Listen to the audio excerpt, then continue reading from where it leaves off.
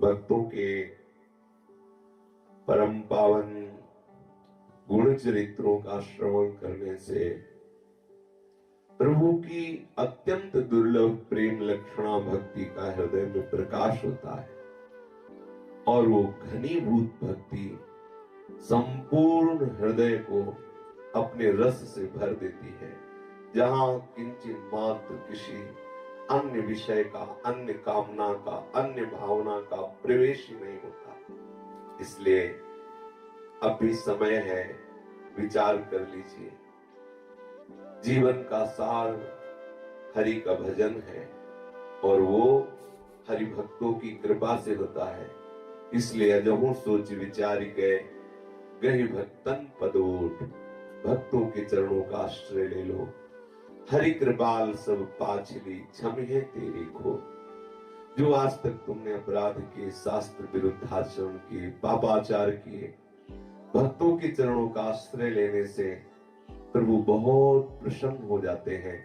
सारे अपराधों को क्षमा करके अपने चरणों में अनुराग प्रदान करते हैं, जो जीवन का परम लाभ है। ऐसे महामहिमा में परम भागवत श्री कृष्ण प्रेम में डूबे हुए बाल भक्त श्री ओम प्रकाश जी के पावन यश का अपने लोग कथन श्रवण कर रहे हैं। प्रसंग चल रहा है कि एक बार छुट्टियों के अवसर पर श्री ओम प्रकाश जी अपने गांव में आए। उनको कुछ अच्छा नहीं लगता था। जिसके हृदय में भगवत अनुराग का अंकुरण उठता है ना, कुछ अच्छा नहीं लगता। वो एक लीला मात्र खान पान व्यवहार चलता रहता है। हृदय में एक जो जलन पैदा हो जाती है, जो आग पैदा हो जाती है, जो एक पीड़ा पैदा होती है, वो केवल श्री कृष्ण से ही मिटती, दूसरे से नहीं। उसी महामहिमामयी पीड़ा से युक्त थे ओम प्रकाश जी। जब छुट्टियों में घर में आए तो कुछ अच्छा नहीं लगा। एकांत प्रेमी को सदैव एकांत अच्छा लगता है, तो एक अन्नपूर्णा पहाड़ है, वहां जाके बैठे। जो भक्तजन होते हैं उनको प्राकृतिक दृश्य तत्काल प्रभु में तन्मय कर देता है। कोई भी प्राकृतिक घटना, कोई भी प्राकृतिक दृश्य, जितनी सौंदर्यता होगी प्रकृति में, वो उतने ही भाव से, पूर्ण तन्मयता से अपने आराध्य देव की भावना में मगन हो जाएगा। ऐसा देखा गया है महापुरुषों के जीवन में। वो सुंदर झरना, वो पहाड़, वो लताएं, वो फूले हुए सुंदर पुष्प, मंडराते हुए भौरे और आग का काम कर रहे थे। जैसे जैसे शोभा देखते और शोभा को अपने प्रीतम श्री कृष्ण के बिना देखते, हृदय में बड़ी विरहाग्नि प्रकट हुई। बार बार हृदय में प्रभु से प्रार्थना करते हैं, एकांत उस पहाड़ पर बैठे हुए कि हे करुणामय कृष्ण, तुम बिन नीरस जीवन मेरा, तुम बिन नीरस जीवन मेरा, होने को तो हो ही जाता, होने को तो हो ही जाता, निस दिन आकर सांझ सवेरा, निस दिन आकर सांझ सवेरा, तुम बिन नीरस जीवन मेरा, तुम बिन नीरस जीवन मेरा। हे कृष्ण, हे कृष्ण, तुम्हारे बिना जीवन हमारा नीरस हो रहा है। रोज वही प्रातः, रोज वही सायं, ये तो हो ही रहा है। हे कृष्ण, तुम्हारे बिना मेरा जीवन नीरस हो रहा है। कैसे तुम्हें बताऊं। काली काली घटा उमड़ती सावन भादो यमुना चढ़ती। काली काली घटा उमड़ती सावन भादो यमुना चढ़ती। तरु की झुकी हुई डाली पर डाल ही डोला पेंग बढ़ाती।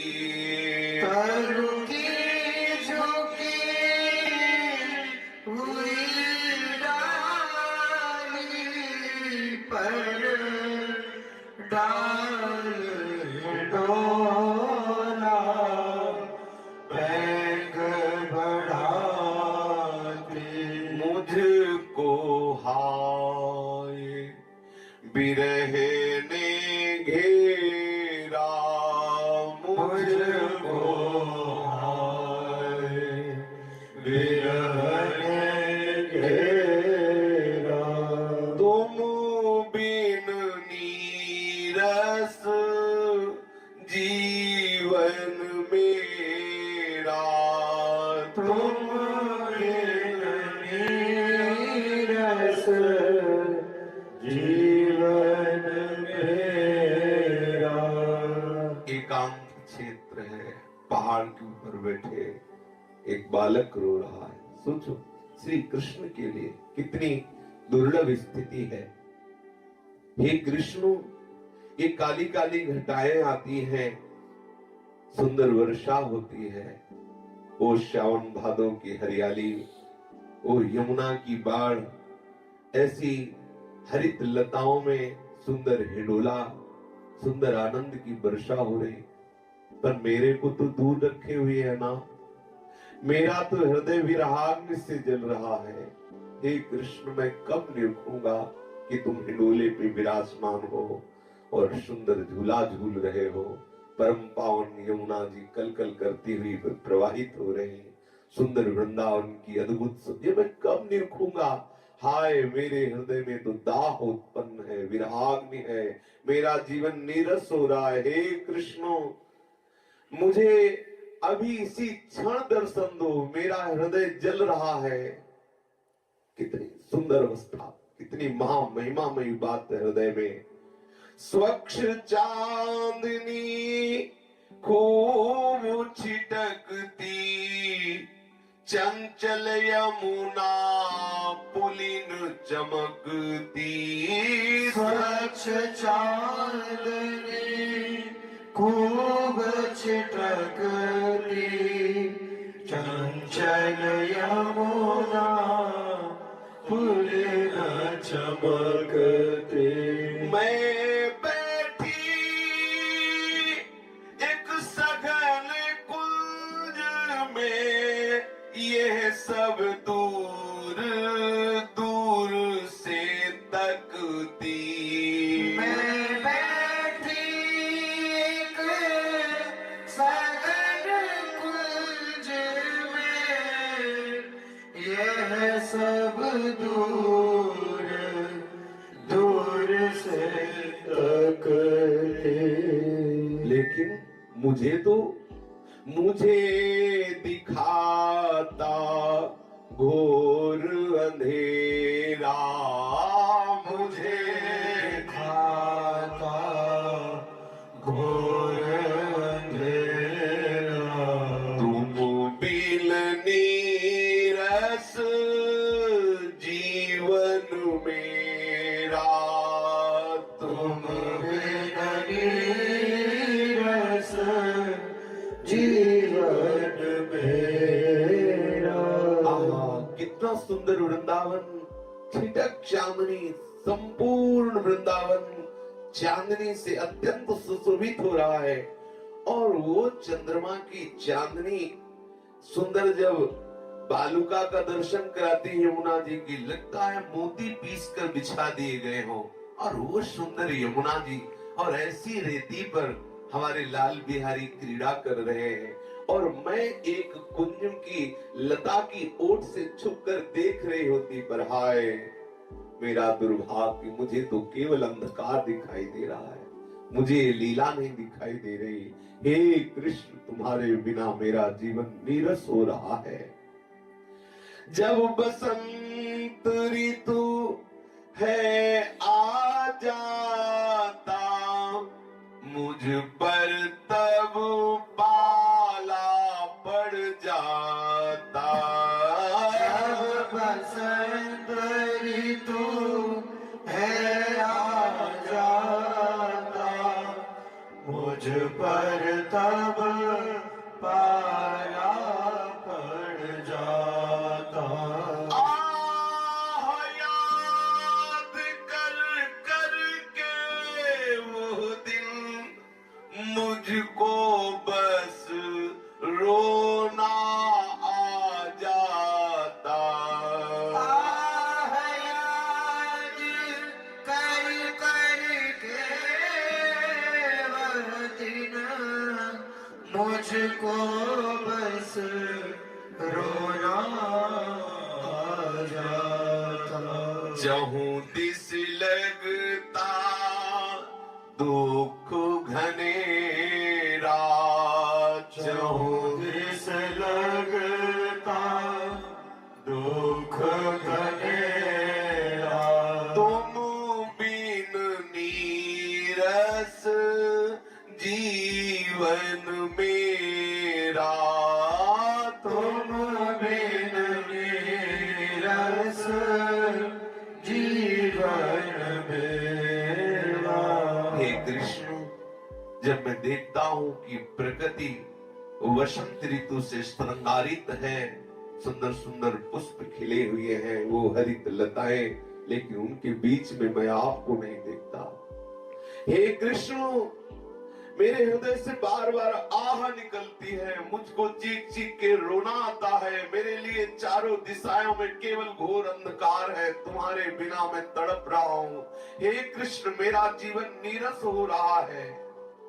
जब मैं वन में लकड़ी चुनती, वृंदावन का नाम जो सुनती, जब मैं वन में लकड़ी चुनती, वृंदावन का नाम जो सुनती, अश्रुमेघ की वर्षा होती, हाथ मसलती, सिर को धुनती। अश्रुमेघ की वर्षा होती, हाथ मसलती, सिर को धुनती। करती क्या, बस क्या था मेरा, करती क्या बस क्या था मेरा, तुम बिन नीरस जीवन मेरा, तुम बिन नीरस जीवन मेरा। हे कृष्ण, जब कभी मैं वन की शोभा देखने के लिए जाती और वहां सुंदर सुंदर आपकी सेवा के लिए लकड़ियां चुनती, तत्काल कोई मेरे कानों में वृंदावन वृंदावन वृंदावन, ऐसा वृंदावन का नाम सुना था। वृंदावन का नाम सुनते ही मेरे आंखों से मानो मेघ की वर्षा हो रही है।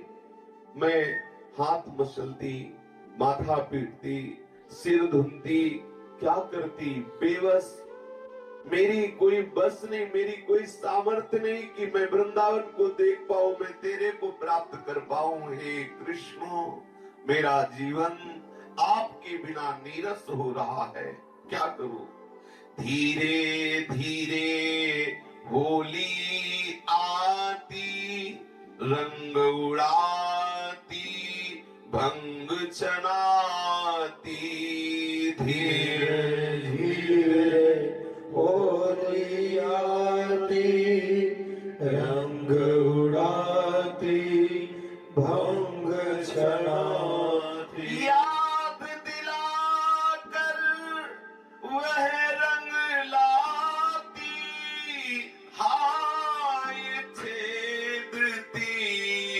है मम छाती।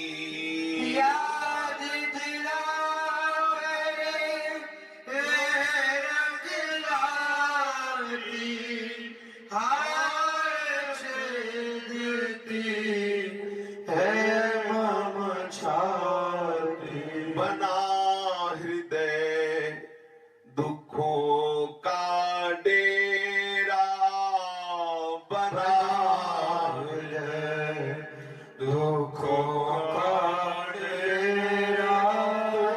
बिन नीरस जीवन मेरा, तुम बिन नीरस जीवन मेरा। जब होली का अवसर आता है सब लोग उन्मत्त होते हैं, पर हे कृष्ण आपकी याद करके मेरा हृदय जलने लगता है। जहां कृष्ण नहीं तो होली कैसी, कृष्ण नहीं तो बसंत ऋतु कैसी, कृष्ण नहीं तो शरद कैसी, कृष्ण नहीं तो सावन कैसा।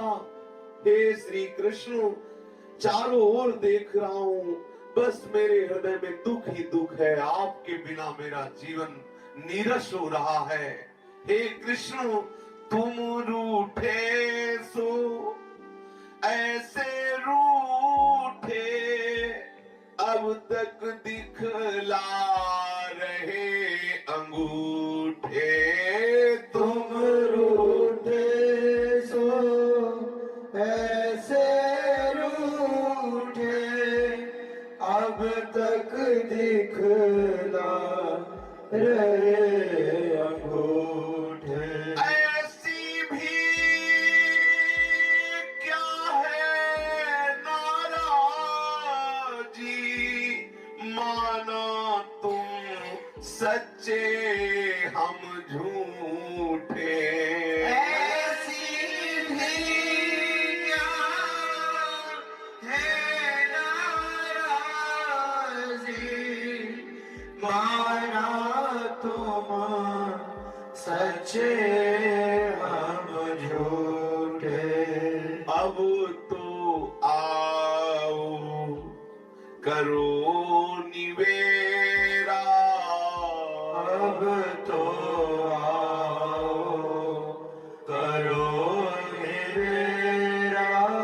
तुम बिन नीरस जीवन मेरा, तुम बिन नीरस जीवन मेरा। हे कृष्ण तुम रूठ गए हो ना, और ऐसे रूठे कि मैं बार बार पुकार रहा हूं, तुम हमें अंगूठा दिखा रहे हो, अर्थात मेरे सामने नहीं आ रहे। माना कि तुम सच्चे हो हम झूठे, लेकिन हम हैं तो तुम्हारे ही ना। मैं बार बार पुकार रहा हूं, नाराजी छोड़ दो, आओ और मेरे दुखों का निवारण करो, अर्थात मेरे नेत्र गोचर बनो। प्रभु मेरे में कोई साधन नहीं, कोई बल नहीं, मैं झूठा हूं, फिर भी आपको पाना चाहता हूं, फिर भी आपके बिना मुझे चैन नहीं है। श्री ओम प्रकाश जी अपने हृदय की महान व्यथा उस एकांत पहाड़ में जोर जोर से हा कृष्ण ऐसे रो रहे हैं। ये आर्त भाव से रुदन में बहुत बड़ी सामर्थ है। गोपी जनों ने सब उपाय करके देखा, जब प्रीतम प्रकट नहीं हुआ तो रुदु सुश्वरम राजन कृष्ण दर्शन लालसा, तो तासा मावीर भूत छोरी स्मयमान मुखाम मुजा पीतांबर धरा स्वर्गवी साक्षात मन्मथ नंद था। करोड़ों कामदेव के मन का मंथन करने वाला वो पीतांबरधारी ललित त्रिभंगी ठाकुर, वो तो वही उनकी केवल प्रेम भरी वो आर्त पुकार को सुन करके आह्लादित हो रहा था, देख रहा था प्रेम दशा अपनी गोपियों की। ठीक ऐसे ही श्री ओम प्रकाश जी जब विकल होकर चीख चीख के रोने लगे, हा कृष्ण, एक अद्भुत घटना घटी। ओम प्रकाश जी जिधर बैठे थे दाहिनी तरफ एक दिव्य तेज प्रकट हुआ और वो दिव्य तेज प्रकाश कुछ समीप आते हुए नजर आया। वो एकदम आश्चर्यचकित होकर उस प्रकाश की तरफ देख रहे हैं। ओम प्रकाश जी को कुछ ऐसा लगा कि कोई महान तेज हमारे समीप आ रहा है। धीरे धीरे वो तेज नीला रंग का हो गया, श्याम रंग का। देखते देखते देखा कि मुरली धारण किए हुए, ग्रीवा झुकाए हुए, ललित त्रिभंगी मंद मंद मुस्कुराते हुए और बड़े बड़े नेत्रों से ओम प्रकाश की तरफ देख करके कटाक्ष कर रहे हैं। ओहो, देखा मैं जिनके लिए तड़प रहा था वो मेरे प्रीतम आ गए। उछल पड़े ओम प्रकाश जी, उछल पड़े। गदगद वाणी हो गई, नेत्रों से अश्रु बह ही रहे थे, रोमांच हुआ, दौड़ पड़े और लौट गए श्री कृष्ण के चरणों में। लौटे, उनके सी चरण पकड़े पड़े रहे।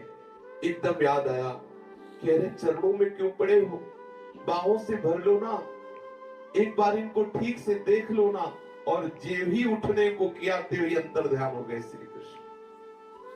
अब तो बड़ा आश्चर्य हुआ कि अरे अभी तो मैं इनके चरण पकड़े हुआ था, ये कहां चले गए। बार बार पश्चाताप करते, मैंने इनको प्रणाम क्यों किया। अगर मैं प्रणाम न करता, सीधे इनका आलिंगन करता तो ये ना जा पाते, सीधे इनको अपनी बाहों में पकड़ लेता। मैंने प्रणाम क्यों किया इनको, मैं भर नेत्र इनको देखा क्यों नहीं। बड़ी विचित्र दशा हो गई अब तो।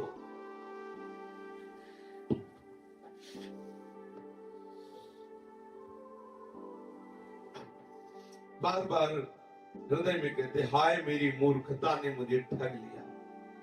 मेरे प्राण प्यारे श्री कृष्ण आए, मैं उनको पकड़ न सका, उनको हृदय से बांध न सका, वो हमसे दूर चले गए। बड़ी विचित्र दशा होती है जब श्री कृष्ण का रोग लग जाता है। श्री नारायण स्वामी श्री ओम प्रकाश जी के गुरुदेव, अब ओम प्रकाश जी ने जो प्रभु का साक्षात्कार किया तो इससे हृदय शीतल नहीं हुआ, वो आग और बढ़ गई विरहाग्नि। सखी जब सो नंद लाल निहारे, सखी जब सो नंद लाल निहारे, तब ही सो बोरी भई डोलू, तब ही सो भाई भाई डोलो, इत उत गली गिरा रे, इत उत गली गिरा रे। सखी जब सोनंद लाल निहारे, सखी जब सोनंद लाल निहारे, जो रूप अभी दर्शन किया, मन कृष्णमय हो गया, बुद्धि कृष्णमय हो गई, चित्त कृष्णमय हो गया, अहम कृष्णमय हो गया, रोम रोम कृष्णाकार। प्रगट में तो आलिंगन नहीं कर पाए, पर समा गए श्री कृष्ण उनके संपूर्ण हृदय में। अब बावरापन चढ़ गया, कहां जा रहा हूं, मैं कौन हूं, ये सब सुध विस्मृत हो गई। केवल कृष्ण, ब्रह्म नहीं, माया नहीं, नहीं जीव नहीं काल, अपनी हो सुधि ना रही, एक रहे नंदलाल। कैसा नंदलाल, शीस मुकुट सिर पेच रतन को, लसत बार घुंघरारे। शीस मुकुट सिर पेच रतन को, लसत बार घुंघरारे। खंजन नैन मैन मद गंजन, अंजन रेख समारे। खंजन नैन मैन मद गंजन, अंजन रेख समारे। कुंडल लोल कपोल मनोहर, कोटि भानु उजियारे कुंडललोल कपोल मनोहर कोटि भानु उजियारे मानो रूप सिंधु में खेलत मकरन के द्वैबारे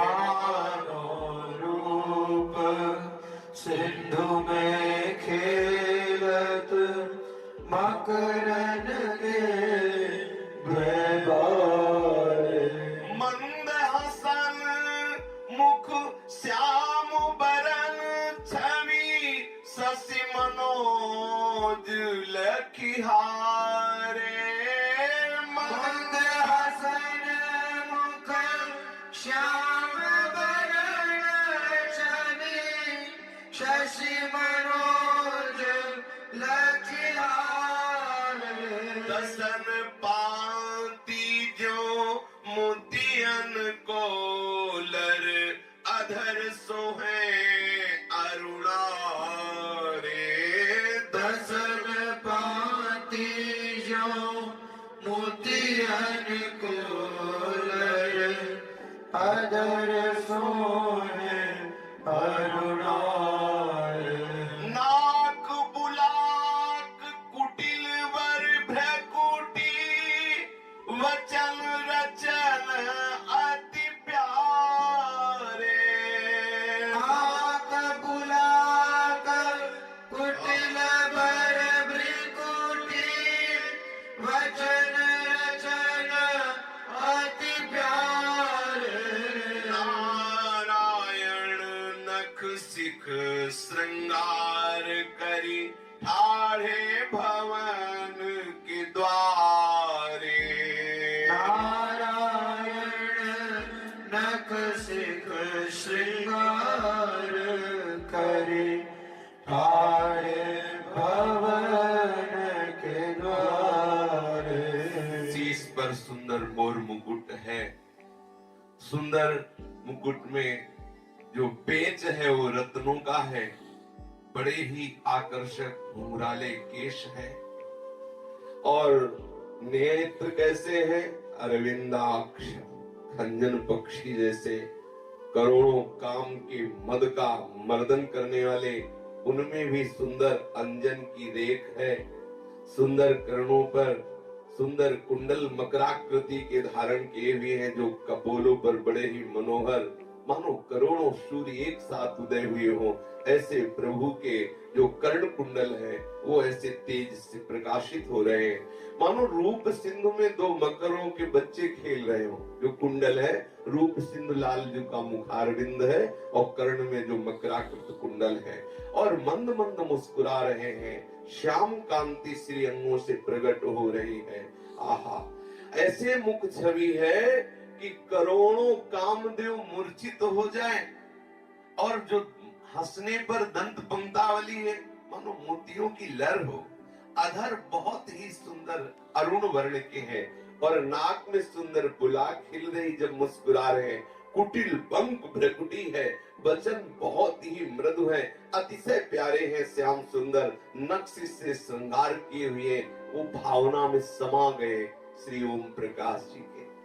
मनमोहन जाकी दृष्टि परत ताकी गति होत है और न सुहात भवन तन असन बसन बन ही को धावत दौर दौर नहीं की दृष्टि परत ताकि गति होत है और न सुहात भवन तन असन वसन बन ही को धावत दौर दौर नहीं धरत धीर ही विरह पीर व्याकुल भई भटकत ठोर ठोर कबहू असवन भरी नारायण मग झाकत ढोलत पौर पौर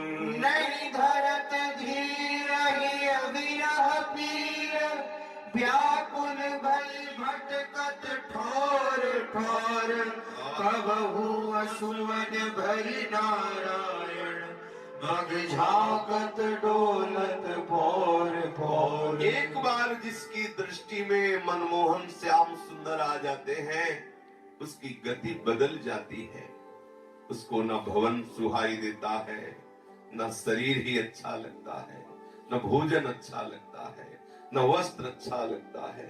बस वो एकांत के लिए भागता है, कोई हमसे बोले ना, कोई हमसे मिले ना। उसके हृदय में धैर्य नहीं रहता। धैर्य का हरण कर लिया श्याम सुंदर ने। हृदय विरह की पीड़ा से भर जाता है। वो व्याकुल हुई भटकती रहती, ठोर ठोर आंसुओं की झड़ी लगी हुई है और झांकती रहती कि किधर से श्याम सुंदर पधार रहे। सुध नहीं है, मैं कौन हूं, मैं कहां चल रही, मुझे कहां जाना, मैं कहां हूं। पग रखना चाहता है कहीं और, लेकिन पैर पड़ता कहीं और है। जाही लगन लगी घन श्याम की, जाही लगन लगी घन श्याम की, भरत कहूँ पग परत है कि तहूँ, भरत कहूँ पग परत है कि तहूँ, भूल जाए सुधि धाम की, भूल जाए सुधि धाम की, जाही लगन लगी घन श्याम की, जाही लगन लगी घन श्याम की। जिसके हृदय में श्री कृष्ण का प्यार उदय हो गया, वो पैर कहीं रखना चाहता है, पड़ता कहीं और है। सुध भूल जाती है, मैं कौन हूँ, मेरा घर कहाँ है, मुझे कहाँ जाना है। छवि निहार नहीं रहत सार कछु, घरी पल निसी दिन याम की, छवि निहार नहीं रहत सार कछु, घरी पल निसी दिन याम की, चित मुँह उठे तितहि धावे, चित मूठे तितहि धावे, मूर्ति न छाया घाम की, सुरति न छाया घाम की, जाही लगन लगी घन श्याम की, जाही लगन लगी घन श्याम की, कोई करो निंदा, कोई स्तुति, मेण तजी कुल ग्राम की, कोई करुणी जा, कोई स्तुति, मेड़ तजी कुल ग्राम की, नारायण बौरी भई डोले, नारायण भाई भाई डोले, रहे न काहू काम की,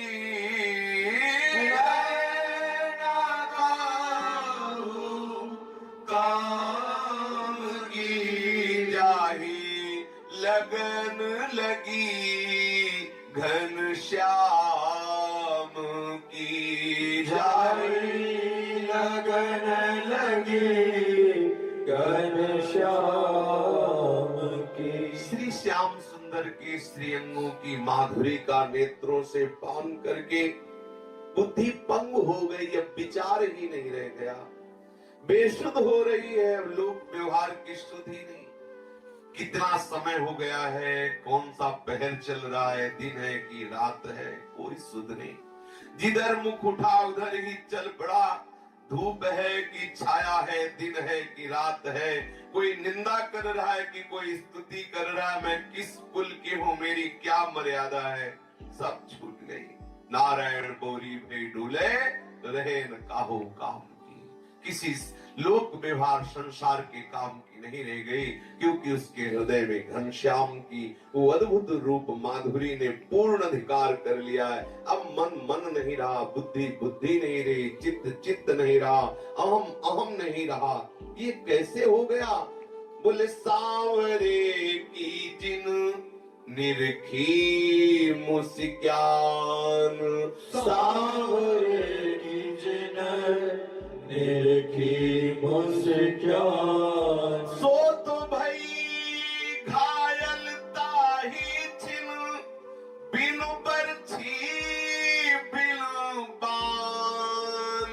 ओ तो भई घायल ताही छिन, बिन बरछी बिन बान। सांवरे की जिन निरखी मुस्कान,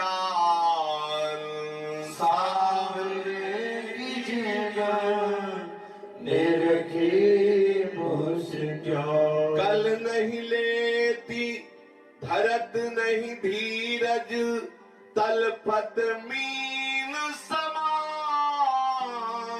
कल नहीं लेती धरती नहीं धीरज, तलपति मीन समान। नारायण भूली सुदितन की, बिसर गयो सब ज्ञान। नारायण भूली सुदितन की, बिसर गयो सब ज्ञान। सांवरे की जिन निरखी मुस्कान, सांवरे की जिन निरखी मुस्कान। जिसने घनश्याम की मंद मुस्कान का अपने नेत्रों से पान कर लिया, उसकी दशा बदल जाती है। जो श्री श्याम सुंदर के नेत्रों से घायल हो गया है, यहाँ बरछी नहीं चली है, यहाँ बाण नहीं चला, केवल तिरछी चितवन से हृदय घायल कर दिया। एक सेकंड के लिए वो कभी प्रभु का विस्मरण नहीं कर सकता। कल नहीं परत। कोई धीरज बंधाना चाहे तो धैर्य नहीं है। जैसे मछली को जल से अलग कर दो तो तड़पती रहती है, ऐसे वो श्री कृष्ण के लिए हृदय तड़पता रहता प्रतिपल। एक बार मंद मुस्कान युक्त चितवन की चाह समस्त ब्रह्मादिक के जितने भोग हैं सहज में वैरागी बना देती है। फिर एक मंद मुस्कान का साक्षात्कार, किंचन मात्र कोई और स्मरण नहीं रह जाता, एकमात्र श्री कृष्ण। वो तन मन सुध सब भूल गई, केवल श्री कृष्ण, केवल श्री कृष्ण।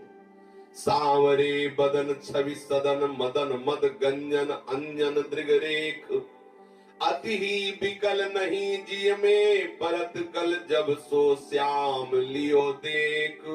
ये नैना रिझवार नैरी, ये नैना रिझवार नैरी।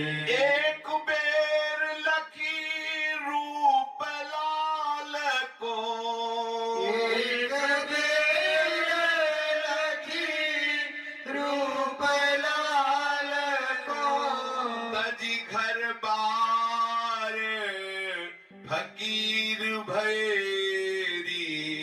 तजी घर बार फकीर भैरी। अब देखे बिनु डारत आंसू, युग समान पल बीती गएरी। अब देखे बिन डारत आंसू, युग समान पर बीत गए। नारायण ये हुअति चंचल फल पाए जो बीज बैरी। नारायण ये हुअत चंचल फल पाए जो बीज बैरी। श्याम सुंदर का श्रीअंग छवि का समुद्र है, कामदेव की मद का मर्दन करने वाला है। आहा, अंजन रेख देखते ही हृदय घायल कर देने वाली, विकलता पैदा हो जाए, कल न परे। जिसने भी श्याम सुंदर को एक बार देख लिया घर बार तज के फकीर हो गया, लोक व्यवहार के काबिल नहीं रहा। कुल मर्यादा लोक मर्यादा जितने भी धर्म कर्म है सब चौपट हो गए। एकमात्र श्याम सुंदर, कुल का हो, किसी भी संप्रदाय का हो, कहीं भी किसी भी मर्यादा का हो, सब बांध तोड़ करके जो सरिता सावन जल उमगे सन्मुख सिंधु सिधारे। जीव सरिता सावन जल उमगत सन्मुख सिंधु सिधारे। जीव नाद हिमन दिए कुरंगन प्रगट पारधीम। ये अद्भुत स्थिति श्री कृष्ण के प्रेमियों की हो जाती है। वो बावरे बन जाते हैं, फकीर बन जाते हैं। अब ये नेत्रों ने जो बीज बोया उसी का फल भोगते हैं। क्या दर्शन की लालसा की श्री कृष्ण की, अब रात दिन रो। ना नींद है नेत्रों में, न चैन है हृदय में। बेचैन होकर केवल हा कृष्ण और आंसू बहाते रहो। श्री कृष्ण का दर्शन होते ही अन्नपूर्णा पहाड़ में श्री ओम प्रकाश जी की ऐसी अद्भुत स्थिति हो गई। अब वो वहां से घर आए और परिवार वालों से प्रार्थना करके पुनः अपने स्कूल आ गए। अब श्री कृष्ण की याद में जो श्री कृष्ण का साक्षात दर्शन हुआ था, उस लालसा से जो हृदय भरा था, सुकुमार नंद नंदन के श्री चरणों से लेकर सीख तक बार बार चिंतन करते हुए चीख चीख कर रोने लगते, विह्वल हो जाते, विकल हो जाते, व्याकुलता से पुकार उठते कि अंधकार मैं मेरे पथ पर आओ कृष्ण चंद आओ। हे करुणामय सुंदर मोहन आओ, अब ना अधिक तड़पाओ। आप विचार करो, केवल प्रभु के सिवा इनके हृदय में कुछ है नहीं। हर समय विलाप, हर समय चिंतन, हर समय पुकार। कैसी महामहिमा में स्थिति है इसका। इस प्रकार विलाप करते करते पूरी रात्रि व्यतीत हो जाती। फिर सुबह होता, जब फिर विद्यार्थी लोग आ जाते तो गंभीर हो जाते, लेकिन जहां एकांत होते तो नन्हे बच्चे की तरह रोना शुरू कर देते और प्रभु से कहते कि प्रभु, हाय कितनी देर से शिशु एक तेरा रो रहा। ओ निर्दयी, किन आंसुओं की बाट अब तू जो रहा। अरे निर्दयी, तू देख नहीं रहा। हाय कितनी देर से शिशु एक तेरा रो रहा। ओ निर्दयी, किन आंसुओं की बाट अब तू जो रहा। ले ले अरे जालिम जरा कुछ प्यार करके गोद में, तू तो सुनेगा स्नेह में वो भी सनेगा मोह में। निज के तनिक आमोद हित कब से उसे है चिढ़ा रहा। नन्हे से शिशु के रुदन में तुझे क्या मजा आ रहा है। सुनता नहीं तू बहरा बना है, बन रहा अब मुझी से। चिल्ला रहा हूँ, कह रहा हूँ कब का, अरे वो तुझी से। तेरी नस नस को मैं पहचानता हूँ। ऐसे भाव भरे पद गाने लगते। जब किसी भी तरह विरह कम ना होता तो आंख मूंद कर लेट जाते और वह श्री कृष्ण के चिंतन में सिसक सिसक कर रोते रहते। एक दिन बड़ी करुणा हुई, वैसी ही विकलता में वो शयन कर गए, लेटे। तो लेटते ही उनके सामने अद्भुत ब्रज की लीला प्रकाशित हो गई। उन्होंने तत्काल देखा कि बड़ा सुंदर वृंदावन है, मनोरम वृंदावन, जो मन का हरण करने वाला दिव्य वृंदावन का दर्शन हुआ श्री ओम प्रकाश जी को। इनका मन मयूर जो श्री कृष्ण के दर्शन किए थे अन्नपूर्णा पहाड़ में, तब से बहुत विकल था, एकदम नाच पड़ा। कि अरे वही वृंदावन है जहां मेरे यार, मेरे प्रीतम, मेरे जीवन धन श्री कृष्ण क्रीड़ा कर रहे हैं। अब तो श्री कृष्ण जरूर यहीं कहीं क्रीड़ा कर रहे होंगे। एक लीला प्रकाशित हुई, देखा वृंदावन में दोपहर का समय है, थके हुए बूढ़े बूढ़े गोप सुंदर वृक्ष की छाया में सुस्ता रहे हैं। कुछ गोप अपनी गौओं के लिए खिरक बना रहे हैं, कुछ गोप बैठे ब्रज की गौओं का कैसे पालन पोषण हो आदि आदि वार्ता कर रहे हैं। और कुछ गाड़ियों में भरी हुई सामग्रियां हैं और जमीन पर सुंदर सुंदर गोपिकाएं बैठी हुई हैं। बड़ी सुंदर वन की शोभा है। ओम प्रकाश जी देख रहे हैं। एक सखी दूसरे से कहने लगती है, देखो देखो सखी, अभी दोपहर है परंतु यहाँ धूप का कोई कष्ट नहीं, क्योंकि वृंदावन परम शीतल है। देखो ऊंचे ऊंचे वृक्षों की सघन शीतल छाया, चारों ओर हरियाली ही हरियाली नजर आ रही है। देखो देखो ये वृंदावन की लताओं में बैठे हुए झुंड के झुंड तोते कैसे मधुर कोलाहल कर रहे हैं। देखो देखो सखी, इतने सुंदर मोर के झुंड कुहू कुहू कर नाच रहे हैं। कैसी दिव्य शोभा वृंदावन की है। मोरों का स्वर सुन करके तो मेरा हृदय कुहुक रहा है। तीसरी चौथी पांचवी ऐसी सखियां परस्पर वृंदावन की शोभा का वर्णन कर रही। सारा वन गूंज रहा है। देखो सखी, यहाँ के मोर कितने सुंदर हैं, कितने सुंदर हैं।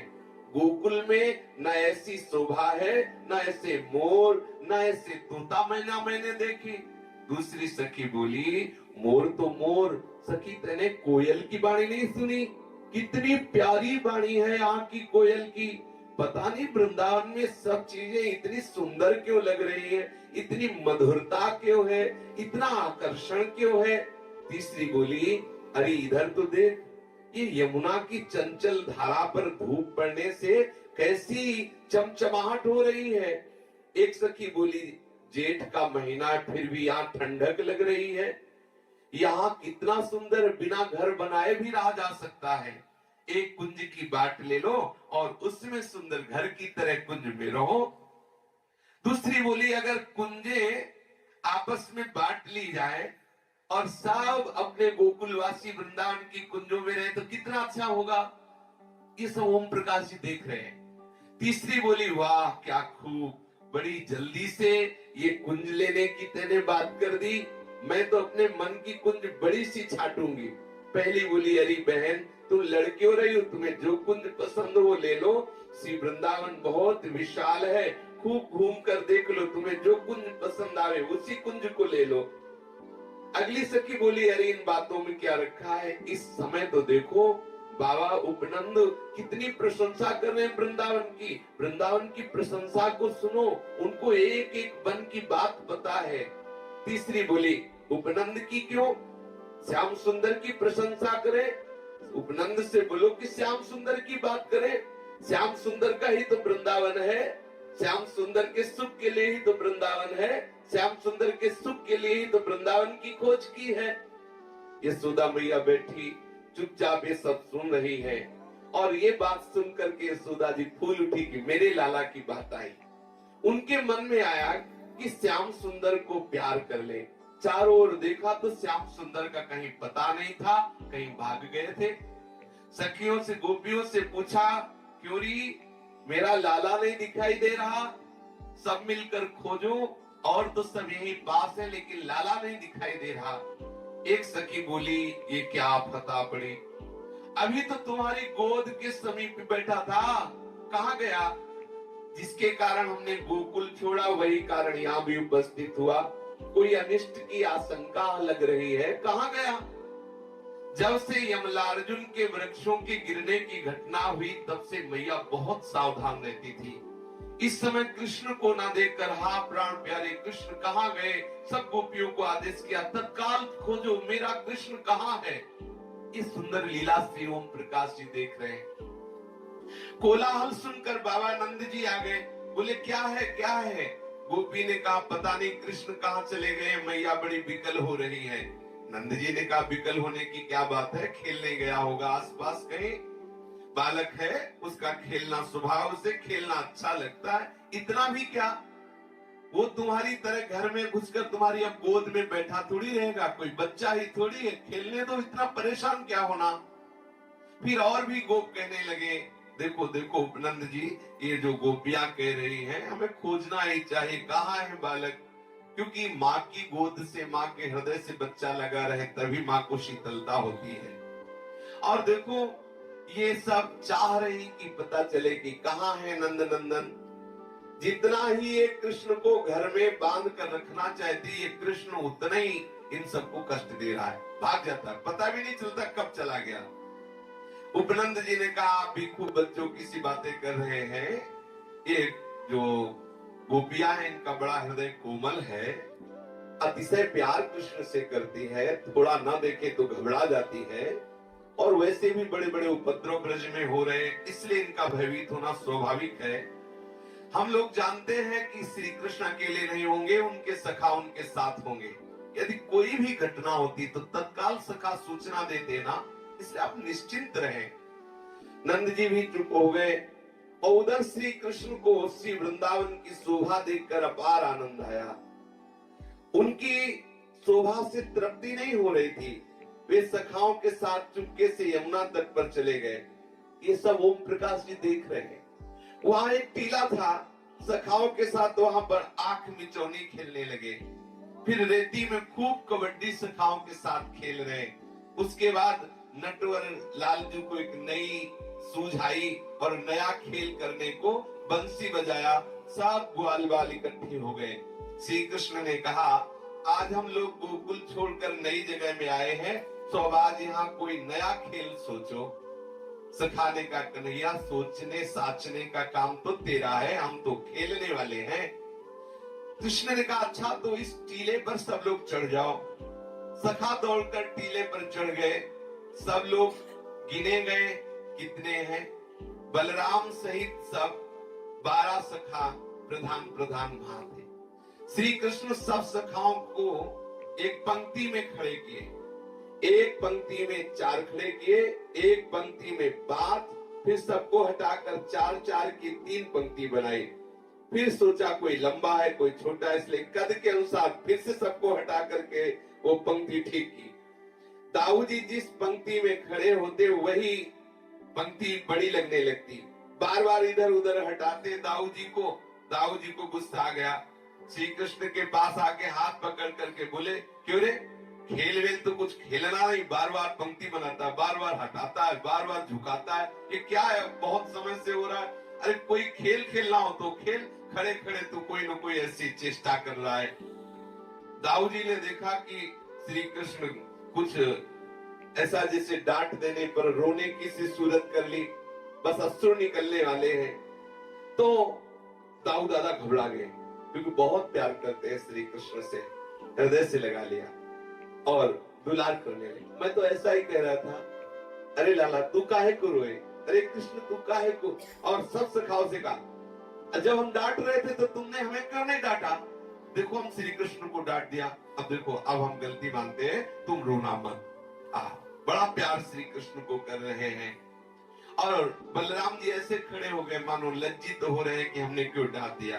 ये देखकर श्याम सुंदर को हंसी आ गई कि बड़ी विचित्र लीला दाऊ दादा भी करते हैं, मुंह फेर कर हंसने लगे। सखाओं ने हंसते देखा पर दाऊ जी नहीं देख सके। दाऊ जी पीठ सहलाते हुए पुचकारते हुए थोड़ी छू करके, हे कन्हैया अब तुझे क्या अच्छा लगता है, क्यों खड़े हो, कोई खेल खेलो। ऐसे भाव से दाऊ जी ने कहा। सब सखा और श्री कृष्ण जोर जोर से हंसने लगे। दाऊ जी अपनी ये बात कहकर के सोच रहे कि हंस किस ले रहे हैं सब, और अपनी पंक्ति में खड़े हो गए। श्री कृष्ण ने कहा, अब मैं बंसी बजाऊंगा, बंसी बजते ही पहली पंक्ति जमुना जी में जाके दौड़ के कूद पड़ेगी, बाकी तट पर रहेंगे, जो जल में रहेंगे वो बाहर की पंक्ति पर खूब जल उछालेंगे। ये खेल खेलना है। बंसी बजेगी तो एक लाइन पूरी यमुना जी में कूदेगी और दूसरी यमुना तट पर खड़ी होगी। यमुना जल को, जो यमुना जल में कूदी हुई पंक्ति की सखाएं, वो खूब बाहर खड़े हुए सखाओं को भिजवाएंगे जल से। देखो ये ब्रज का भगवान है, कैसी बिल्कुल। हम आज एक अपने जनों से ऊपर कह रहे थे, जहां एकांत थे कि देखो भगवान भी को ऊब लगती है जब ज्यादा भगवान भगवान भगवान करो। अरे वो भी चाहते कि कोई प्यार करे भगवान से हट करके। अब किसी कलेक्टर को सब कलेक्टर ही हर समय कहे तो कोई मित्र भी तो होना चाहिए, कोई प्यार करने वाला। हर समय बाबूजी साहब साहब साहब तो ऊब जाता है, कोई भी हमारे ठाकुर जी भी ऊब जाते हैं, इसलिए ब्रजवासियों से प्यार करते हैं। ब्रजवासी साहब और भगवान सब एक कोने में रख देते हैं, मेरा यार है, मेरा प्राण प्रीतम है। इसकी भूख प्रभु को भी है। बिल्कुल हृदय की बात समझ लेना।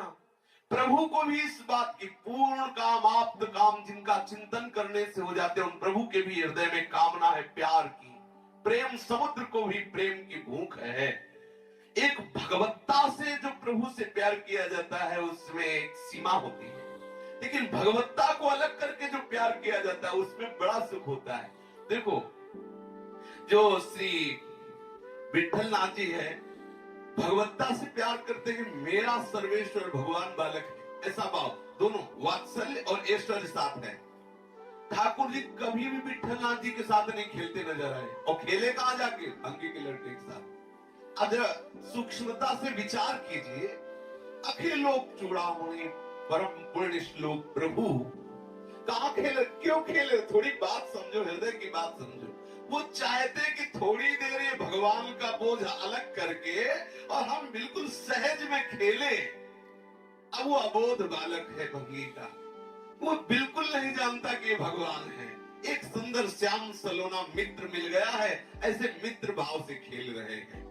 गोविंद स्वामी से क्यों इतना प्रभु प्यार करते हैं? गोविंद स्वामी कभी इनको भगवान नहीं मानते, डांट लगा देते हैं, बिल्कुल सच्चा मित्र। तो देखो कैसे खेल रहे, देखो भगवान की। वो धोती समेटे हुए शौच में बैठे हैं और ये अकौड़े के फल अपने पीताम्बर में लेके मार रहे हैं, ऐसे मार रहे हैं, ऐसे मार रहे। वो कह रहे देख सारे शौच हो लेने दे, अभी हम अपवित्र हैं, हमारा मौन तोड़वा दिया, शौच में बोला नहीं जाता, चुप रहे। फिर भगवान तार कैसे ऊपर मारते, खूब निशाले से मारते।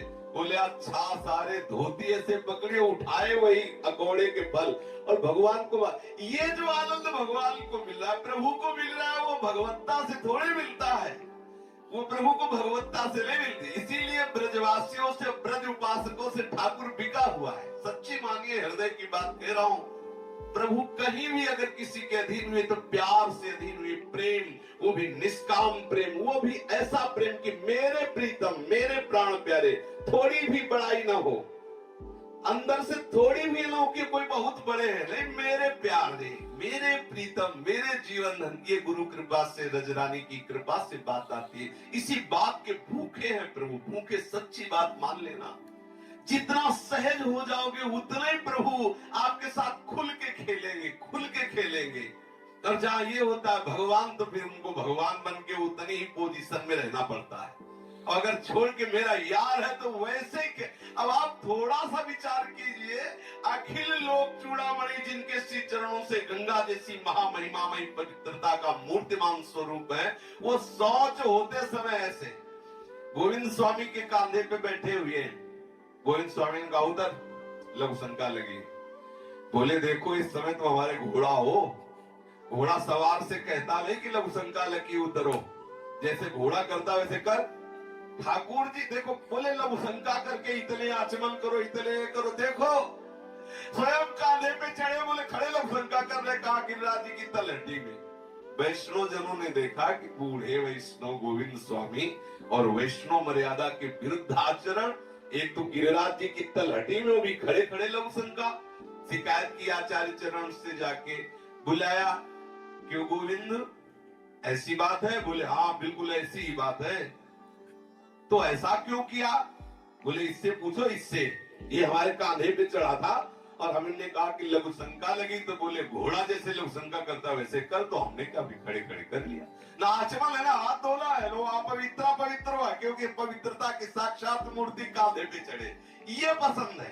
सच्ची बात मानिए, ये स्थिति भगवत कृपा से आती। मेरे प्राण प्यारे, देखो आज तक विचार करके देख लो, कर्माबाई की गोद में बैठकर खिचड़ी पाने में जो स्वाद आया, वो बड़े बड़े ब्रह्मार्पणम ब्रह्महरि ब्रह्माग्नो ब्रह्मणा हुतमो नाना प्रकार के वेद मंत्र, ऐसा दौड़ के आते जगन्नाथ जी। प्रातः काल बिना स्नान किए, बिना कोई दिनचर्या किए मेरे ठाकुर भूखे होंगे। सब तो हर समय भोग लगा देते, लेकिन रात्रि में सोए, जल्दी इनको भूख लग गई होगी, खिचड़ी रांधती, प्रभु को बुलाती, गोद में बैठाती, पवाती।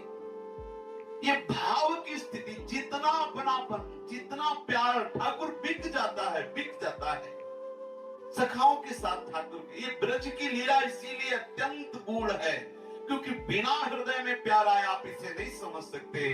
ये जो ब्रज के उपासक जन हैं, ये भगवान की पूजा नहीं करते, ये अपने प्राण प्यारे की पूजा करते। यही ठाकुर जी चाहते हैं कि आप हमसे प्यार करो। उनकी मांग है कि आप मेरे से प्यार करो। जो नाना प्रकार की भगवत्ता की उपासना करते, भगवान उन्हें मोक्ष दे देते, सायुज्य, सारूप्य, सामीप्य आदि, एकत्व आदि, लेकिन प्रभु उनके अधीन नहीं होते। लेकिन जो प्रभु से प्यार करते हैं, प्रभु उनके अधीन होते हैं। देखो प्रभु को कितना सुख मिलता है जब उनको अपने भक्त के चरण दबाने का अवसर आता है। पुलकित हो जाते हैं, क्योंकि वह भगवत्ता का विषय नहीं, प्यार का विषय है। ठाकुर जी ने कहा कि हम बंसी बजाएंगे, एक पंक्ति दौड़ के यमुना में कूदेगी, एक पंक्ति समीप खड़ी होगी, और यमुना में कूदी सखाओं की पंक्ति समीप में यमुना तट पर खड़े हुए सखाओं को जल से भिगोगी। ये लीला। इसके बाद बंसी बजी, पहली पंक्ति के 4 सखा यमुना में कूद पड़े, बाहर के सखाओं पर जल उछालने लगे। थोड़ी देर में फिर बंसी बजी, दूसरी पंक्ति कूद पड़ी जमुना जी में, फिर बंसी बजी, तीसरी पंक्ति कूद पड़ी, और श्री कृष्ण पर जल उछालना तीनों पंक्तियों ने शुरू किया। ओम प्रकाश जी अकेले खड़े खड़े देख रहे कि ये मुझे बुला लेते तो मैं भी इनके साथ यमुना में कूदता, इनको जल से भिगोता। सोच रहे हैं सब सखा अकेले श्री कृष्ण पर जल उछालने लगे। अब बहुत सुंदर सुबह हुई, खूब जल की फुहारे हाथों से, और श्री कृष्ण से हाथ करके जल बचा रहे हैं। इतने में सहसा श्याम सुंदर ने भी छलांग लगा दी, यमुना में कूद पड़े, मानो यमुना को मांगी हुई मुराद मिली हो। उछल उछल कर सब सखा श्री कृष्ण को चारों तरफ से घेर कर जल उलीच रहे हैं। सखाओं ने श्री कृष्ण को कूदते ही खूब शोर, आनंद में शोर मचाया। सखाओं ने घेर लिया, चारों ओर से जल की वर्षा शुरू कर दी। अद्भुत जल क्रीड़ा हो रही, बड़ी देर तक जल में सब उछलते रहे। श्याम सुंदर की आंखों में जल मारते। जब श्याम सुंदर परेशान हो गए तब वो डुबकी लगा लेते हैं और एक सखा के ऊपर चढ़ जाते, उसे डुबोते हैं। गौर से देख रहे ओम प्रकाश जी, ये यदि श्याम सुंदर मेरे साथ ऐसा करते कितना अच्छा होता। लेकिन वहां कौन सुनता है, सब आनंद में मगन है, सब एक दूसरे से खेल रहे हैं। अब श्री कृष्ण विकल होकर भाग रहे हैं। श्री कृष्ण ने देखा कि अब ये सखा में छोड़ने वाले नहीं, तो रोने की लीला कर रहे हैं, ऐसे खड़े होके। कभी भागते हैं, जब सखा जल ज्यादा इनके ऊपर फेंकते हैं, वैसे रोने का ऐसा दिखाते हैं कि मानो मुझे कष्ट हो रहा है। और जहां सखा थोड़ा दया करते हैं, तो बस सखाओं को पकड़ पकड़ के यमुना जी में डुबो रहे हैं, बड़ा सुख में लीला कर रहे हैं। श्री दामा कहने लगा कि कन्हैया कन्हैया, ये तो सब तुम देख रहे हो, वो दूर खड़ा हुआ एक, ये कौन है? वहां दिव्य लीला में प्रवेश ओम प्रकाश जी का। श्री रामा ने कहा कि कन्हैया, हम सब तो खेल रहे, आनंदित हो रहे, तुमने देखा वो दूर खड़ा हुआ सखा कौन है? बड़ा हिम्मत वाला है कि आप खेल रहे हो, वो दूर खड़ा है, वो आपके बीच में नहीं आ। तो बीच में ही मनसुखा बोल पड़ा, भैया श्री दामा, मैं इसका नाम जानता हूं, ये विचित्र सखा है, ये अभी अभी वृंदावन में प्रवेश पाया है। गोकुल में तो लुक छुप कर रोज हमारे कृष्ण के दर्शन की चाह करता रहा। मैं पीछे नंद भवन में जब टहलता था तो देखता था श्री कृष्ण के मिलन के लिए व्याकुल होता। जब गाय चराने जाता था तब भी देखता था श्री कृष्ण के लिए रो रहा है। आज ये पहली बार हमने इसे देखा है वृंदावन में श्री कृष्ण की लीला का दर्शन करते हुए। एक दिन की मैं तुम्हें बात बताऊं, मैं नंद भवन में सो रहा था। यशोदा मैया की सैया पर हमारा मित्र कन्हैया सो रहा था। रात में मेरी आंख अचानक खुली, तब मैंने देखा यही सखा, यही जो दूर खड़ा चुपचाप है, ये सैया के समीप खड़ा हो गया और चुपके चुपके श्री कृष्ण को देख रहा था। मैंने समझा कि अजब है, देखो ये खड़ा खड़ा इसकी टांगे भी नहीं दुख रही और एकटक नेत्रों से देख रहा है, इसकी आंखें भी नहीं दुख रही, इसे नींद भी नहीं आ रही और ये लुक छुप कर कन्हैया को ही देख रहा है। ये कैसा बावरा है। थोड़ी देर बाद ये जो सखा है ये श्री कृष्ण की सैया पर गया और श्री कृष्ण को अचानक छाती से लगाकर उसके ऊपर चढ़ बैठा, अर्थात हृदय से लगा लिया और बड़ा प्रेम मगन हुआ। फिर श्री कृष्ण के समीप नाचने लगा, फिर श्री कृष्ण के समीप शयन करता। श्री कृष्ण का हाथ जो यशोदा मैया के वक्षा स्थल पर रखा था, पेट पर रखा हुआ था, इस सखा ने धीरे से उठाकर अपनी छाती पर रख लिया और विचित्र आनंद का दर्शन करा रहा है। इस पर यशोदा मैया की नींद टूट गई और देखा कि ये कौन नया आकर के हमारे कन्हैया के पास लेट गया। यशोदा मैया बहुत चौंक पड़ी और एक छड़ी उठाई और वो छड़ी बड़ी जोर से इसके ऊपर जमाई। ये जो बड़ा शांत भाव से खड़ा है, मनसुखा ओम प्रकाश जी के लिए कह रहे हैं कि मैया ने एक बड़ी छड़ी जोर से लगाई। अब ये बेचारा सखा तिलमिला उठा, परंतु तारीफ की बात ये न चीखा न रोया और न चोट का दर्द भी व्यक्त किया, लेकिन आंसू आ गए कि श्री कृष्ण से हटा दिया यशोदा मैया ने, श्री कृष्ण को अपने हृदय से लगा लिया। और जब मैं समीप गया तो ये मुझे देखते ही भाग खड़ा हुआ और ये नहीं जानता कि अगर मेरे से मिल जाता तो मैं श्री कृष्ण से सदा सदा के लिए इसे मिला देता। ये मेरे से भाग खड़ा हुआ, न जाने क्यों ये मेरे से डरता है। अरे जिसने मारा उससे तो डरा नहीं, मैं बचाने वाला हूं, मेरे से डर गया। एक दिन की तुम्हें बात बताऊं, मैंने देखा कि जो नया सखा है ना, नंद भवन के आसपास चक्कर काट रहा है। आप ध्यान देकर इस विषय को देखिए। ओम प्रकाश जी कभी अपने स्कूल के कमरे में रो रहे हैं, कभी एकांत में बैठे खेत के समीप रो रहे हैं, लेकिन समझ रहे हो सखा कहां देख रहे हैं? कभी नंद भवन में देख रहे हैं कि वो रो रहा है, कभी गैया चराते हुए देख रहे हैं। समझ रहे ना, प्रभु के पार्षद देख रहे हैं, आप प्रभु के समीप हैं, आप रो रहे हैं, मतलब आप प्रभु के समीप। भले लीला में आपका प्रवेश नहीं हुआ, लेकिन आप प्रभु के लिए तड़प रहे ना, तो प्रभु के निज परिकर आपको देख रहे हैं, वो आपका परिचय निश्चित प्रभु से करा के मिला देंगे। मैंने देखा कि नंद भवन के आसपास चक्कर काट रहा है। संध्या का समय था, हम सब गौएं चरा कर आए थे। मैंने पीछे से जाकर इस नए सखा के कंधे पर हाथ रखा और पूछा, क्यों रे, याद कैसे चक्कर लगा रहा है? आंखों से आंसू बहाने लगाए।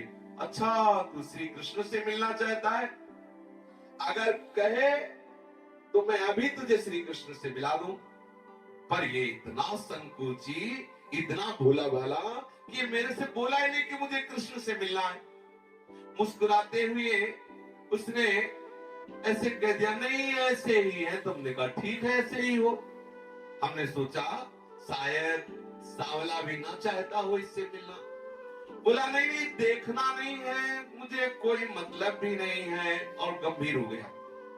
मैं बोला ठीक है, तुझे कृष्ण से मतलब नहीं है तो मतलब किससे है? तू इधर किसको झांक रहा है? वो जल्दी जल्दी वहां से चल दिया गंभीर होकर। मैंने कहा ठहर जा, नाराज मत हो, तू मुझे बता, क्या तू कृष्ण से मिलना चाहता है क्या, या हमारी सूरत में कोई ऐसी बात है कि तू देख कर चल दिया? वो शर्मा के बोला, नहीं नहीं, मुझे क्षमा कर दीजिए, मैं यहाँ किसी काम से आया था, श्री कृष्ण से मिलने नहीं आया था। संकोची स्वभाव, तो ऐसा बोला। मैं बोला यही तो कहता हूं कि हमारी सूरत में कोई ऐसी बात है क्या कि तू श्री कृष्ण मिलन से व्याकुल था, तुझे काम याद आ गया, श्री कृष्ण भूल गए। लेकिन वो मंद मंद मुस्कुराया और मेरे पास से दौड़कर निकल गया। मैंने जोर से आवाज दी, अच्छा ये तो बताता जा, तेरा नाम क्या है? तो मुख मोड़कर हाथ जोड़कर बोला, मेरा नाम ओम प्रकाश है, और शीघ्रता से भाग पड़ा।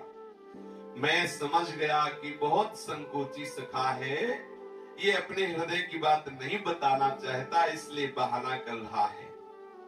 पर ये जाएगा कहां? मेरे बिना श्री कृष्ण से इसका मिलन कैसे हो सकता है? क्योंकि श्री कृष्ण तो मेरा सखा है, जब मैं चाहूंगा तभी मिलाऊंगा। इसलिए मैं नंद भवन के आगे एक बड़ा पेड़ था, उस पेड़ में चढ़ गया और देखने लगा कि देखते हैं नया सखा करेगा क्या, कैसे मिलेगा श्री कृष्ण से। इतने में वो फिर धीरे धीरे आया और देखा नंद भवन में कि दरवाजा सुना है, आसपास कोई नहीं है। चुपचाप छिपते छिपते नंद महल में प्रवेश कर गया। मैं ऊंचे वृक्ष पे चढ़ा देख रहा हूँ। मुझे बड़ा आश्चर्य हुआ कि इसमें इतनी हिम्मत कहां से आ गई कि बाबा के भवन में प्रवेश कर गया। अभी तक तो बाहर ही चक्कर लगाता था। मैं पेड़ के कुछ ऊंचाई पर चढ़ करके अंदर का हाल देखने लगा। यशोदा मैया उस समय दूध वाली रसोई में वो व्यंजन रसोई बना रही थी लाला के लिए। संध्या की अंधेरी में आते हुए इस सखा को देखते ही चौंक कर बोली कि अरे मनसुखा, ये वही आ गया जिसको मैंने छड़ी लगाई थी। ये सुनकर वो घबरा गया। नहीं नहीं नहीं नहीं, न मुझे कृष्ण से मतलब नहीं, मैं तो ऐसे ही आया था। यशोदा मैया ने कहा कि तू ऐसे ही हमारे भवन में आया था, अब तू एक नई नई चाल करता है और मेरे घर में चक्कर लगाता है, मेरे कन्हैया को परेशान करता है। श्री कृष्ण इस समय गाय दुहने गए हैं और तू यहाँ अंदर कैसे आ गया? न जाने कौन है, नाम बता तेरा, क्या नाम है तेरा? चुप हो गए, कुछ बोल नहीं रहे। सुनते ही श्री कृष्ण दूर से प्रफुल्लित हो रहे कि मैया की डांट लग रही, अच्छा है। देखो, ये प्रत्येक पल अपने प्यारे जनों के समीप है, यही डांट लगवाते हैं। जब डांट लगे तो समझ लेना वो सुन के प्रसन्न हो रहा है। जिसमें तू राजी मैं राजी। मैं क्यों नाराज हूँ? यदि मेरी पिटाई हो रही, मेरे को गाली मिल रही, तो मेरा प्यारा प्रसन्न हो रहा, तो मुझे यही तो करना है।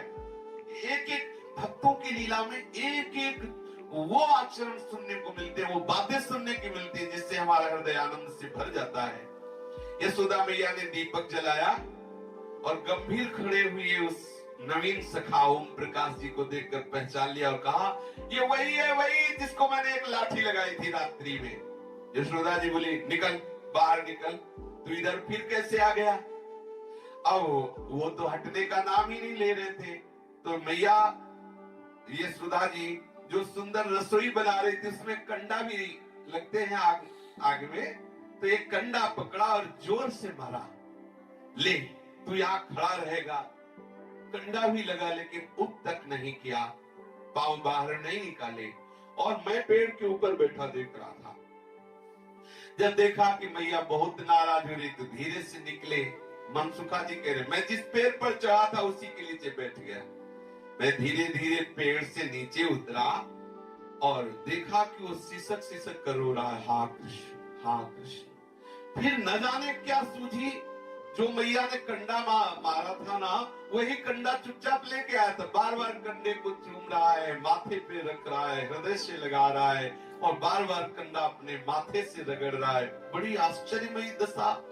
मैंने सोचा कि इसे क्या हो गया, जिस कंडे से मारा उसी कंडे को चूम रहा है, माथे से लगा रहा है, और फिर उस कंडे को लेकर कृष्ण कृष्ण कृष्ण कृष्ण ऐसा कह के नाच रहा है।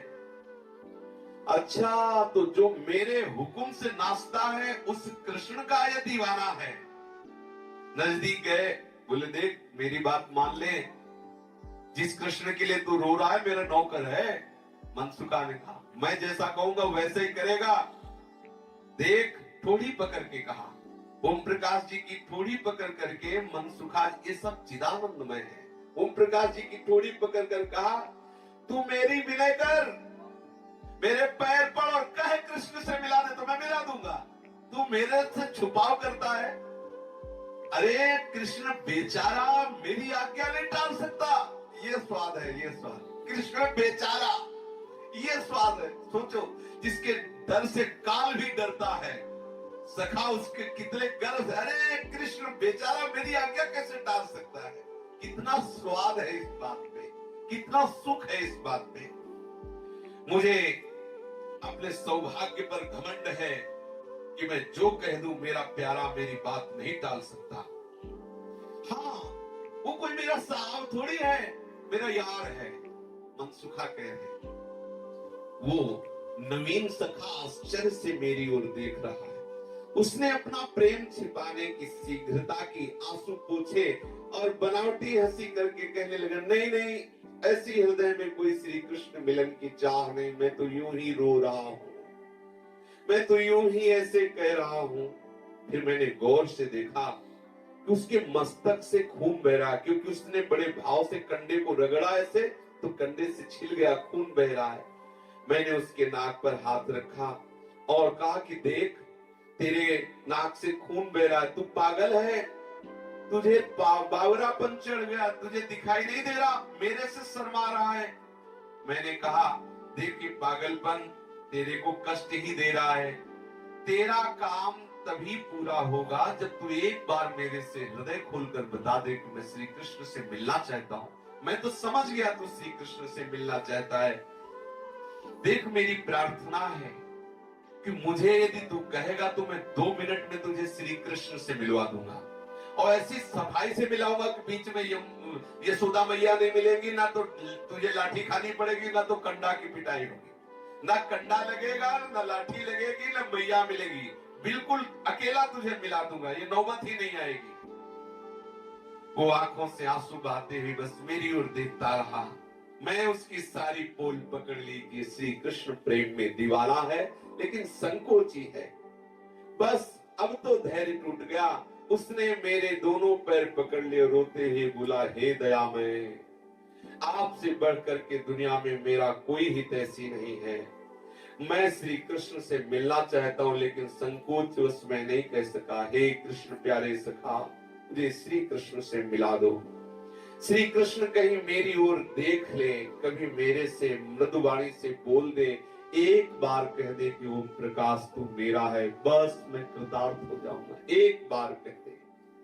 मैं बीच में ही बात काट कर बोला, मनसुखा बोला, भाई तुम तो बिल्कुल मिट्टी के लोदा हो। तुम ऐसा कहो कि भैया कृष्ण से मिला दो, निश्चित समझो, मुझे अपने साथ खिला ले। कृष्ण तू मेरा प्राण प्यारा सखा है, ईश्वर मत मान। जो ईश्वर मानता है उसके लिए बहुत दूर रहता है। सखाओं की बात सुन लीजिए। ये वृंदावन ब्रजधाम के महान रसमय ठाकुर है। रसमय भाव के लिए ऐश्वर्य और वैभव दोनों का त्याग करना पड़ता है। भगवत भजन के लिए संपूर्ण भोग और विषयों का त्याग करना पड़ता है, और प्रेम राज्य में प्रवेश पाने के लिए भगवान की भगवत्ता से वैराग्य करना होता है। भगवान की भगवत्ता से, जो प्रभु की भगवत्ता से प्यार करता है वहां छुप जाता है ये प्यार। वो ये नहीं समझ सकता, वो समझेगा अखिल लोकों का पालन पोषण करने वाला ईश्वर भला हमारे भोग के लिए तरसेगा, भला वो हमसे जल मांगेगा, भला वो हमारे साथ खेलेगा, जिसके अनंत पार्षद, अनंत शक्तियां, अनंत महिमा। ये बात दिमाग में रहेगी तो आप संकोच में रहेंगे। ईश्वरीय भाव होने के कारण आप सहज में खेल नहीं सकते, आप उसके साथ वैसा प्रेम नहीं कर सकते जैसा हृदय से करना चाहते। तुमसे कन्हैया से कोई लड़ाई झगड़ा तो है नहीं, तू इतना डर क्यों रहा है? मेरा कन्हैया बहुत सरल है, तुम जानते नहीं हो, बहुत प्रेमी है, बहुत प्यार करता है, बहुत छेड़छाड़ करता है, तुझे तो परेशान कर देगा, तेरा सारा संकोच हटा देगा, तुझे ऐसी पट्टी पढ़ाएगा कि देख लेना। ऐसा मनसुखा बड़ा आनंद हो रहा ओम प्रकाश जी के हृदय में। ये सुनकर वो मेरे समीप आया, बोला, भैया बस बस, मैं भाग्यशाली हूं जो तुम मेरी बात समझ रहे हो। मेरे मन में है वो मेरे प्रभु हैं, मेरे जीवन धन है, मेरे स्वामी हैं। मैं हाथ जोड़कर कहता हूं, एक बार मुझसे वो कह दे कि ओम मैं तेरा हूं, तू मेरा है। मैंने कुछ प्रेम पूर्वक कहा, जी हाँ आप बड़े भाग्यशाली हैं। ठीक है, किसका इतना सौभाग्य है कि श्री कृष्ण को छाती से लगाए और श्री कृष्ण के कर कमल को छाती पर रखकर आनंद उसका अनुभव करे। क्या तुझे अनुभव नहीं हुआ? मैंने देखा है कि मैया के साथ श्री कृष्ण सो रहे थे और तुमने श्री कृष्ण का आलिंगन किया, श्री कृष्ण का हाथ लेकर अपनी छाती पे रखा। क्या ये सौभाग्य कम है? तू अपने को अभागा मान रहा है? ये सुनते ही ओम प्रकाश जी विकल हो गए, गदगद वाणी से बोले, भैया मैं कैसे बताऊं, अब मैं एक क्षण भी अपने प्यारे मित्र से अलग नहीं रह सकता। सचमुच मैं अपने हृदय में देखता हूं तो मुंह दिखाने योग्य नहीं हूं, मैं बड़ा अपराधी हूं। आपको तो मेरी बातें सुनकर हंसी आएगी, पर मैं बहुत रोता हूं। मेरा मन कहता है मैं श्री कृष्ण लायक नहीं हूं, मुझे लज्जा आती है। मैं अपने को प्रेमी समझता हूं, लेकिन बिल्कुल प्रेम मेरे हृदय में श्री कृष्ण के प्रति नहीं है। मैं जैसा आपके सम्मुख प्रकट कर रहा हूं ना वैसा नहीं हूं, मैं तो दंड का अधिकारी हूं, मैं कपट कर रहा हूं। और फिर रोने लगे। मुझसे उनकी सरलता देखी ना गई। वाह रे सरलता, मेरी भी आंखों में आंसू छलक पड़े।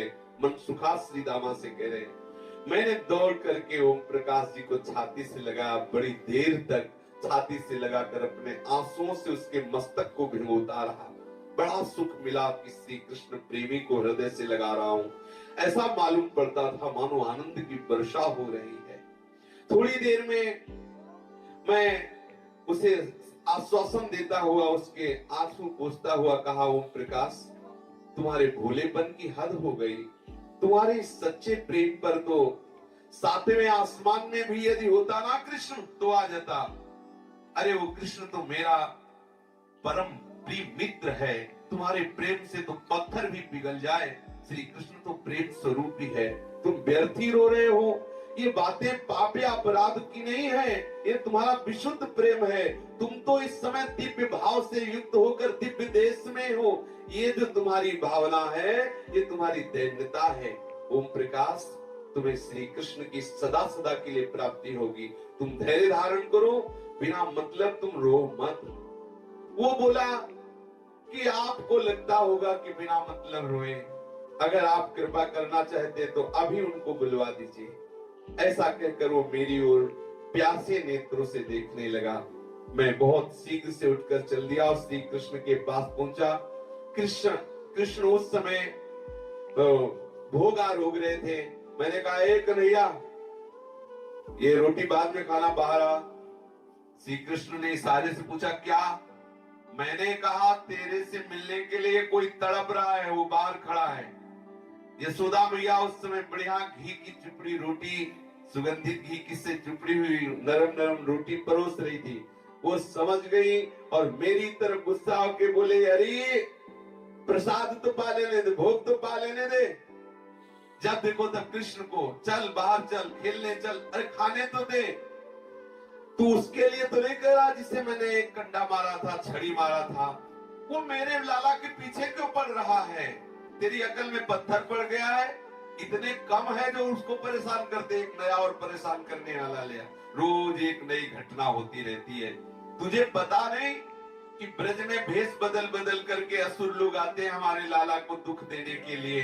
मुझे किसी पर अब विश्वास नहीं रह गया है और नए आदमी पर तो बिल्कुल विश्वास नहीं रह गया है। पता नहीं कौन आके मेरे लाला को क्या कष्ट दे। ये मैया का वात्सल्य। मैया को समझाना तो ब्रह्मा के भी बस की बात नहीं थी। मैया से सारा ब्रज डरता है। मैया अगर क्रोधित होकर डांट दे तो किसी के सामर्थ्य नहीं के सामने खड़े हो सके। मैं लौट पड़ा, लेकिन मन में ही सोचता कि ओम प्रकाश को जाके क्या कहूंगा। वो तो बेचारा आशा लगाए बैठा होगा, क्या कहे उसका। सचमुच हमें लगता है कोई भाग्य ही ऐसा है। ऐसा सोचते सोचते बाहर आया तो बाहर आकर देखा तो वहां ओम प्रकाश का कहीं पता ही नहीं था। बाहर निकलते समय मुझे किसी के भागने की आहट मिली। जब मैंने उसे देखा तो समझ गया ये द्वार पे खड़ा था, मेरी और मैया की बातें सुन ली, इसलिए वो बेचारा निराश होकर भाग रहा है। कई रोज तक मैंने उसे ढूंढा। शायद वो दुखी होकर यमुना के समीप हो या यमुना में कूद गया हो। उस दिन के बाद आज यहाँ वृंदावन पर दिखाई दिया है। ये पीछे की घटना श्री मनसुखा जी श्री दामा को सुना रहे। मुझे तो मालूम होता है कि अब इसे सदा सदा के लिए ही वृंदावन मिलने वाला है। कहीं कन्हैया को देखकर ये मोहित हो गया है, इसलिए अब तो पहले गोकुल आता जाता था, अब वृंदावन। मुझे तो ऐसा लगता है कि इससे प्रेम रोग हो गया है। ये कन्हैया और वृंदावन, ये अब दो को छोड़ नहीं सकता। श्री दामा, अरे भैया मनसुखा, तू तो बड़ा प्रेमी है। हमें लगता है जिस श्री कृष्ण के रोग में हम सब रोगी हैं, उसी में ये भी रोगी हो गया है। मनसुखा, अरे यार ये कृष्ण बड़ा निष्ठुर है, देखने में बड़ा सुंदर है, बोलता बड़ा मधुर है, बड़ा मीठा बोलता है, सबको अपना दास बना लेता है, पर हृदय का बड़ा कठोर है, फंसा के छोड़ता रहता है। और अपने लोग भी इसी लाइन में हैं, फंसा लिया और गायब हो गए। फंसा तो लिया बड़े अच्छे ढंग से, ना इधर का रखा ना उधर का रखा, और ऐसी लीला कर। अच्छा इनका क्या चला जाएगा भाई कुछ ये होता कि कुछ कम हो जाएगा तो भाई मत मिलो, कुछ कम तो होना नहीं। अब बड़े विचित्र है, कैसे क्या, कुछ बात समझ में नहीं आती। बस एक यही बात समझ में आती कि रोते रहो कभी नहीं जाएंगे। कोई तो उस पर इस तरह जान छिड़कता है और ये उसको तिनके के बराबर समझता है, मिलता है। इसका दिमाग 7वें आसमान पर चढ़ गया है। मनसुखा ने कहा कि लोग तो इस पर प्राण छिड़कते हैं, इतना प्रेम करते हैं, ये इसका दिमाग 7वें आसमान पर चढ़ा है। अजीब, मैंने कई बार इससे ओम प्रकाश के प्रेम की सराहना की, बार बार जिक्र की, पर ये टेढ़ी गर्दन करके मेरी तरफ देख लेता है, जवाब नहीं देता, अपने को बड़ा समझता है।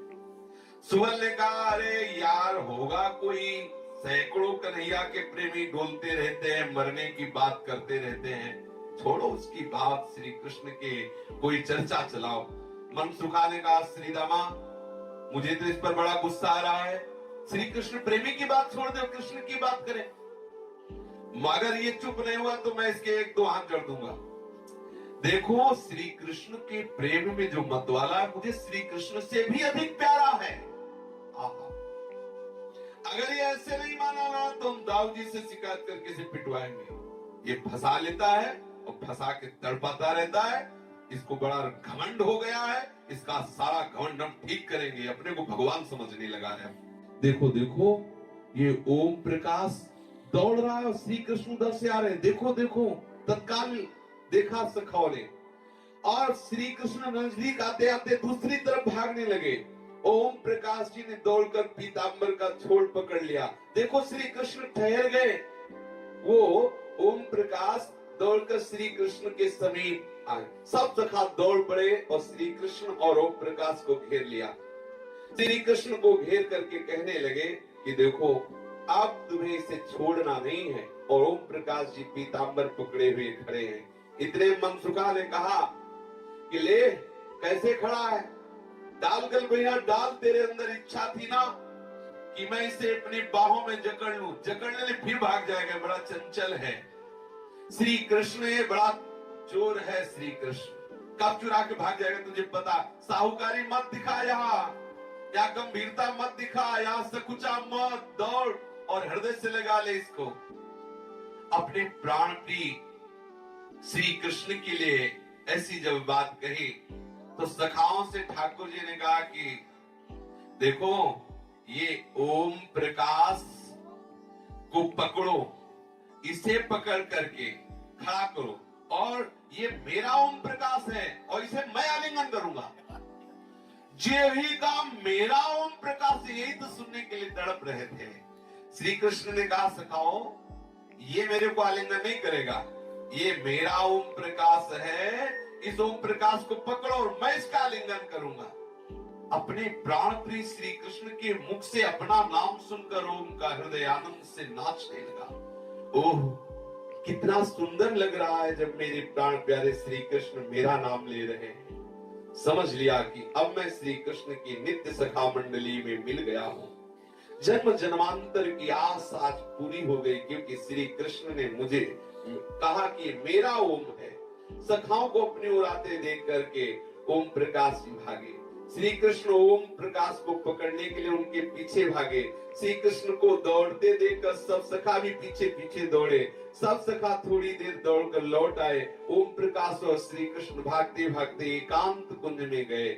सहसा ओम प्रकाश जी खड़े हो गए और श्री कृष्ण की ओर मुख करके दोनों हाथ उठाकर ऐसे खड़े हो गए आलिंगन के लिए।